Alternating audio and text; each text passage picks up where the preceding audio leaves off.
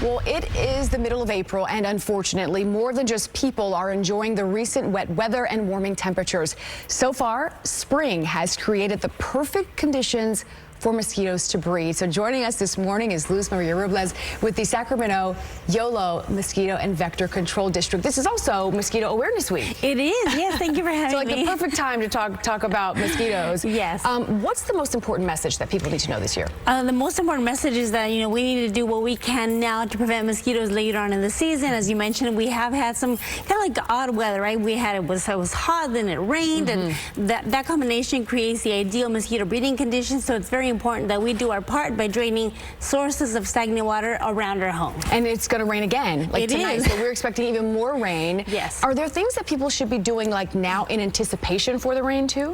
Well, it's actually after, right? That's what we're concerned, right? Because after it rains and then if it gets warm, then there's all that water that gets collected, right? In your bucket, your plant sausage, your dog dish, all those areas that need to be dumped out to prevent mosquitoes from breeding. That's a very, very good point. I mean, because I don't think we always think about it right after the fact. You kind of just see it there, and see the puddle, and you don't really touch it necessarily. But there are some serious concerns too. There are some, you talk about dengue, you talk about also the West Nile virus, and all of these concerns too. So it's not just the standing water. There's the sickness that can come along too. Yes, correct. So obviously mosquitoes are more than a nuisance, and doing our part now will reduce the risk of those diseases later. Usually we start to see West Nile virus a little bit later in the summer once it gets to be consistently warm, but doing our part now is going to be crucial to prevent mosquitoes later. And talk a little bit about some of the things that you brought here for us this morning. Yes, so this morning, little watering cans, they're notorious for producing mosquitoes, little buckets. So,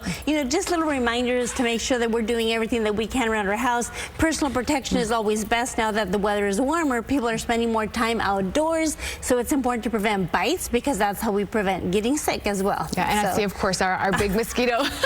Yes, good thing that they are not that size, right? But it's just important to make sure that we're doing everything that we can to stay protected. To remind people, this Mosquito Awareness Week is exactly for that, to create awareness as we begin the season. Yeah. Are there some myths that you feel like that are out there that people always think but aren't actually true? Yeah, exactly. One of the biggest myths is the crane flies that people think are giant mosquitoes, which are not. People think that those eat the little mosquitoes. That's a very big myth. I've actually heard that. That's not true?